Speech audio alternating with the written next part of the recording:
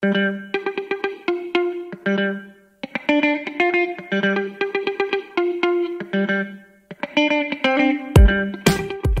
le Parlement a adopté définitivement le projet de loi pour la confiance dans l'institution judiciaire. Le texte voulu par Éric Dupond-Moretti fait débat depuis des semaines, notamment à cause des mesures relatives au secret professionnel. Et on apprend que le 4 novembre dernier, la CNIL inflige une amende de 400 000 € à la RATP. Le réseau utilisait depuis des mois un fichier qui faisait apparaître les jours de grève de ses agents pour préparer ses choix de promotion. Bonjour, je suis Stéphano Dana, vous écoutez Vigilance, le podcast d'actualité sur la compliance proposé par Lefebvre Dalloz. Pour ce numéro, je suis accompagné de Sophie Brédier, journaliste à Actuelle Direction Juridique, et Véronica Rébier, rédactrice en chef du dictionnaire permanent Droit européen des affaires. Et on commence avec toi, Sophie. À la suite du vote définitif par les parlementaires de la future loi Confiance dans l'institution judiciaire, loi qui consacrera l'indivisibilité du secret professionnel de l'avocat dans le Code de procédure pénale, tu as pu recueillir la réaction de maître Camille Ayry, avocat associé chez Queen Emmanuel, spécialiste en compliance, qui intervient en contentieux commercial, en droit pénal des affaires et sur de nombreuses enquêtes menées par les régulateurs.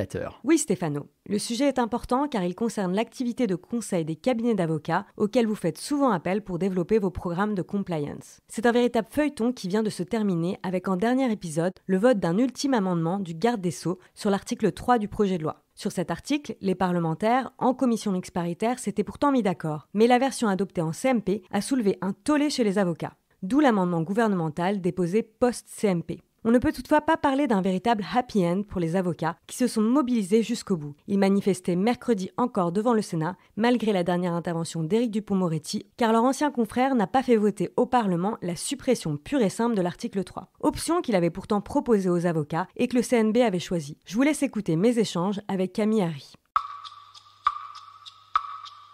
Bonjour Camille Ayry, merci d'avoir accepté notre invitation. Le respect du secret professionnel de l'avocat dans son activité de conseil sera donc consacré au sein du Code de procédure pénale. C'est une nouveauté, mais qui connaîtra des exceptions voulues par les sénateurs et en toile de fond, les autorités d'enquête comme le Trésor et le PNF qui ont mené leur lobbying au Palais du Luxembourg. Pouvez-vous nous les expliquer et nous donner votre avis ? C'est un texte qui introduit un certain nombre de nouveautés, notamment qui confirme, formalise l'unicité du secret du conseil et du contentieux, à la suite notamment d'une décision qui avait été rendue le 22 mars 2016 par la chambre criminelle de la Cour de cassation et qui créait en réalité une ligne de partage extrêmement préoccupante entre l'activité de conseil et l'activité de défense qui, au demeurant, ne naissait qu'au moment où des actes coercitifs d'enquête étaient mis en œuvre, c'est-à-dire parfois à un stade même très postérieur à l'ouverture d'une enquête. Quand on sait la longueur des enquêtes préliminaires en France et le délai qu'il peut y avoir entre une enquête préliminaire dont on soupçonne éventuellement l'existence avec son client et le moment où des actes coercitifs ont été mis en œuvre, au visa de cette jurisprudence de mars 2016, effectivement, en l'état, on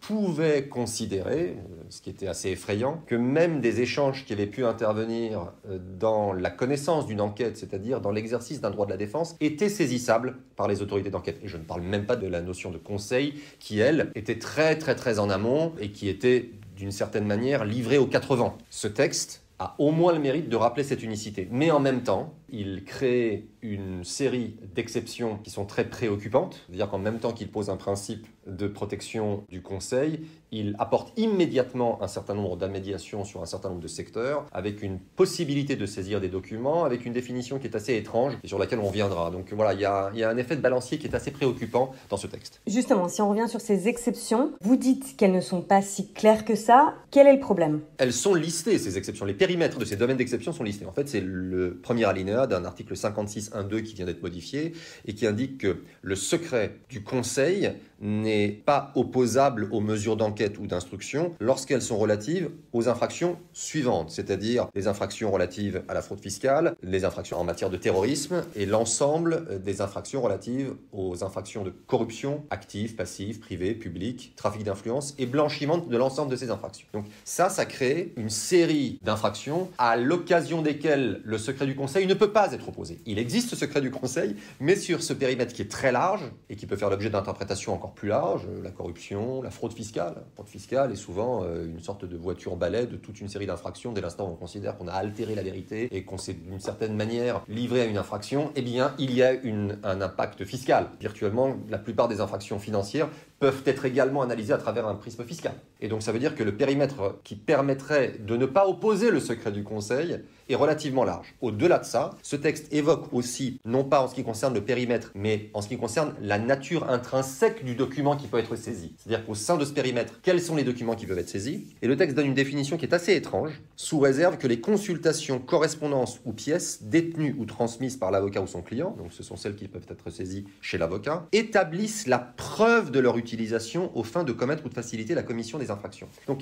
c'est difficile d'essayer de se dire que le document doit intrinsèquement établir la preuve de son utilisation. Est-ce que ce sera une correspondance avec un client qui dira « Cher maître, à la suite de votre consultation, je vous indique que c'est votre option 3 que je vais mettre en œuvre ». Cette pièce-là démontrerait non pas le caractère frauduleux de la consultation, mais de son utilisation à des fins frauduleuses. Bref, là où dans l'empire ancien du texte, il s'agissait d'indices. Là, on va parler de preuves. Mais pour autant, il n'y a pas une définition très stricte et suffisamment précise, à mon sens. Donc, ça sera peut-être l'objet d'une interprétation, peut-être par le Conseil constitutionnel ou par la Cour de cassation. Et à tout le moins, il va y avoir un effort très important ou un débat très important en termes d'interprétation devant le juge des libertés, puisqu'on peut déduire du maintien, Dieu merci, de la procédure de protection et de filtrage du bâtonnier et de la possibilité que le bâtonnier ou son délégué puisse être présent au moment des perquisitions pour mettre sous scellé des éléments sur lesquels il y aurait un débat en prévision d'une discussion devant le juge des libertés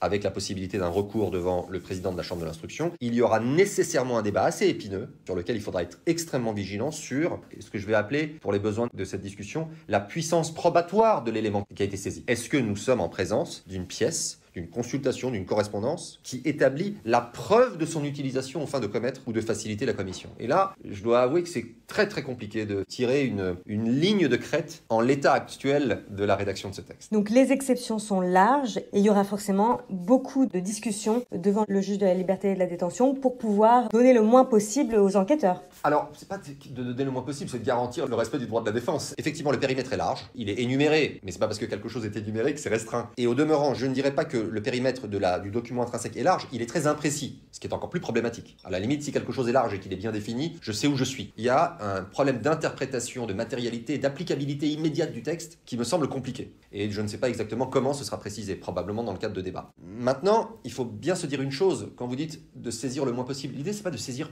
le moins possible, l'idée c'est de protéger le droit des justiciables. Ce secret, c'est pas le nôtre. C'est pas un pavillon de complaisance à l'occasion duquel ou sous lequel on se met à commettre des infractions. C'est pas ça. Ce sur quoi je voudrais insister, parce qu'on parle souvent en fait du secret, même dans les questions économiques, comme une sorte de secret de la confidence. Les clients ne viennent pas nous voir en disant « Maître, je suis en train de commettre une fraude fiscale, je voulais me confier à vous ». Nous sommes dans des situations qui sont souvent des situations complexes, où la règle de droit peut faire l'objet d'interprétations, où tel aspect de la jurisprudence qui a été rendu, tel aspect d'un texte européen peut nous amener à avoir une réflexion. Nous sommes dans une situation où aujourd'hui, en matière de conseil, au moment où émerge une culture de la conformité, de la compliance en France, on nous demande de réfléchir par exemple à une cartographie des risques. C'est une obligation de la loi Sapin. Avec qui on l'a fait? On l'a fait avec des spécialistes. Ces spécialistes sont très souvent des avocats, des praticiens. Comment est-ce que vous voulez jauger, discuter de la solidité de votre appareil de détection des atteintes à la probité? Comment est-ce que vous pouvez faire une cartographie des risques, c'est-à-dire évoquer, formaliser, verbaliser, discuter de zones de risque que vous pourriez avoir identifiées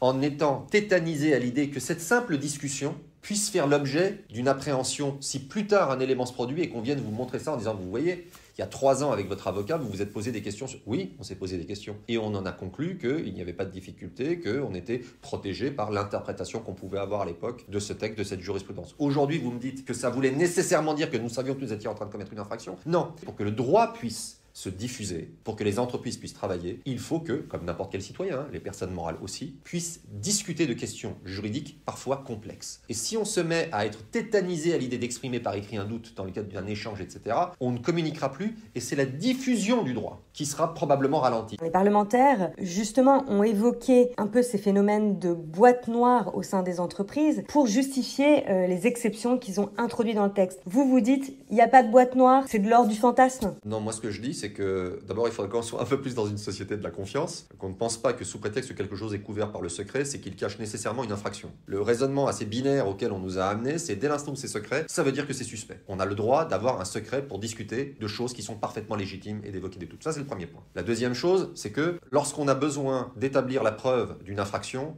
je vous assure qu'on n'a pas forcément et nécessairement besoin d'aller saisir des correspondances d'avocats et des échanges qui sont couverts par le secret professionnel. Les témoignages, les enquêtes progressent. Qu'on ne nous fasse pas croire que les enquêtes n'aboutissent pas, qu'elles ne progressent pas. C'est une question de moyen général de la justice, c'est une chose, c'est quelque chose que je suis en train de critiquer, mais il y a des témoignages, il y a des auditions, il y a des outils incommensurables dont bénéficient les services d'enquête pour pouvoir collecter de l'information et obtenir une manifestation de la vérité, créer des faisceaux d'indices, etc. et faire progresser les enquêtes. Le troisième point, certes, c'est un argument qui est un tout petit peu plus utilitariste, c'est qu'il y a beaucoup de pays dans lesquels ce secret est éminemment protégé, ça n'empêche pas les enquêtes d'avancer. Donc le fait de considérer que dans une sorte d'approche absolutiste, pour que les enquêtes avancent, il faut nécessairement dégrader les droits du justiciable, oui, dans ces conditions, on peut aller pousser l'argument beaucoup plus loin. Et la crainte que notre communauté a, les avocats bien sûr, mais pour le compte de nos clients, personnes physiques et personnes morales, c'est que dès l'instant où un texte introduit pour la première fois une série d'exceptions, c'est comme si on avait mis une perfusion. Demain, il risque d'y avoir d'autres périmètres et demain, il va y avoir d'autres autorités qui vont dire « mais moi aussi, mes sujets économiques sont des sujets particulièrement importants dans lesquels il y a des interprétations. Je vous remercie de bien vouloir modifier à la faveur d'un amendement demain, au milieu de la nuit, l'article 56.1.2, premier alinéa. » et d'y associer d'autres infractions. Donc voilà, le catalogage et l'extension quasiment inévitable de cette liste est une crainte légitime. Est-ce qu'on peut quand même évoquer les points positifs de ce texte ? Tout n'est pas noir d'après ce que j'ai compris. Ah non, pas du tout. Le texte est relativement intéressant. D'abord, effectivement, il clarifie la situation relative à cette jurisprudence du 22 mars 2016, puisqu'il rappelle, comme vous le disiez dans votre propos introductif, dans les titres préliminaires du Code, l'unicité du secret en matière de conseil et de contentieux. Ça, c'est la première chose. L'autre point qui est intéressant, c'est qu'il crée une voie de recours, alors pour toutes les parties, pour le parquet aussi, pour les enquêteurs aussi, en matière de débat sur la possibilité de saisir un certain nombre de pièces. C'est-à-dire que lorsque des perquisitions dans les cabinets d'avocats ont eu lieu et qu'il y a un débat devant le juge des libertés, il n'y avait pas de voie de recours, il y en a désormais un qui est ouvert à tous, effectivement, devant le président de la Chambre de l'instruction. Et donc ça, on crée un deuxième niveau de réflexion et de discussion autour de cette saisie. Et puis le troisième point qui est intéressant aussi, il faut le souligner, c'est le fait qu'on part du principe que cette procédure devant le juge des libertés, cette procédure d'examen de la capacité à saisir des éléments qui seraient couverts par ce secret, est également applicable lorsque les mesures de perquisition et de saisie ont eu lieu dans des lieux autres que nos cabinets. Et c'est une manière d'apporter une protection supplémentaire aux espaces dans lesquels ce secret peut être exploité, et notamment dans le monde de l'entreprise. Ça veut dire que les entreprises pourront elles-mêmes faire valoir ce droit au secret et bénéficier d'un débat. Donc il y a une forme d'harmonisation. En gros, il n'y a pas une prime à aller saisir plus facilement des éléments couverts par le secret dans une entreprise plutôt que d'aller les chercher dans un cabinet d'avocats. Voilà quelques exemples d'avancées, il faut le reconnaître dans ce texte, de clarification. Mais je dois quand même revenir sur cet article 56.1.2 premier alinéa, sur son périmètre élargi, sur le précédent que ça constitue, et sur cette définition assez étrange de la notion de preuve de son utilisation presque intrinsèque pour commettre une de ces infractions qui, pour moi, est véritablement problématique. Merci Sophie et merci à Maître Aéry pour ses éclairages. 400 000 €, c'est le prix que la RATP devra payer pour avoir mis en place un système de fichage illégal de ses employés. Véronica, peux-tu nous parler de cette affaire ? Tout commence en mai 2020 lorsque des syndicats portent plainte devant la CNIL pour dénoncer cette pratique découverte dans plusieurs centres de bus. Les conducteurs y étaient classés au moyen de fichiers Excel selon différents critères afin de préparer l'avancement de leur carrière. Ancienneté, nombre de jours de conduite, jusque-là rien d'anormal. Le hic, c'est que ces fichiers précisaient également le nombre de jours de grève par agent. Pour la CNIL, cela va trop loin, d'autant plus que les données relatives à l'exercice du droit de grève sont sensibles et leur traitement n'est pas neutre. Indiquer le nombre total de jours d'absence aurait amplement suffi, sans rentrer dans le détail en distinguant les jours liés à l'exercice du droit de grève. C'est ce qu'on appelle le principe de la minimisation des données. Et comment s'est défendue la RATP ? La RATP a reconnu les faits. À la suite de la plainte des syndicats, elle a tout de suite déclaré à la CNIL que 4 centres de bus étaient concernés par cette pratique et qu'elle qualifiait elle-même les fichiers en cause d'illégaux et contraires à sa politique générale. Mais pour l'entreprise, il s'agissait d'un incident isolé qui ne visait qu'un petit groupe d'agents.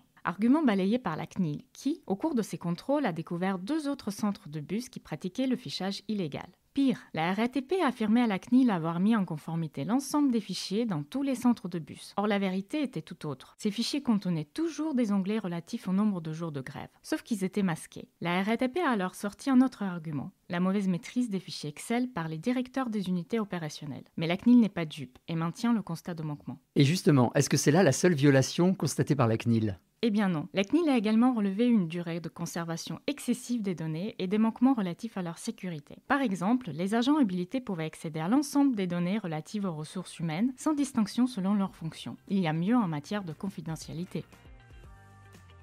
Merci Véronica, c'était le 10e numéro de Vigilance. Merci de continuer à nous suivre sur les plateformes d'écoute et les réseaux sociaux. À très bientôt.